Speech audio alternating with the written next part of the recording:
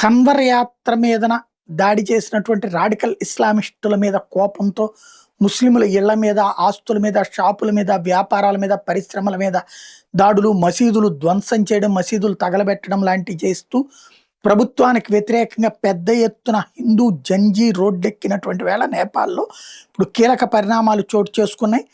ప్రభుత్వం బాలెన్ షా ప్రభుత్వం తాజాగా హిందూ సమ్రాట్ సేన ఏదైతే నేపాల్లో ఈ గొడవలన్నిటికీ కారణమవుతున్నటువంటి వాళ్ళతో 19 పాయింట్ల ఒప్పందం కుదుర్చుకుంది. అందులో భాగంగా ఈ వివాదం మీదన పార్లమెంట్లో చర్చిస్తామని, 3 నెలల్లోపు ఈ సమస్యకి పరిష్కరిస్తామని, రాజకీయ పార్టీలన్నీ కూర్చుని నిర్ణయిస్తామని చెప్పారు. ఏంటది?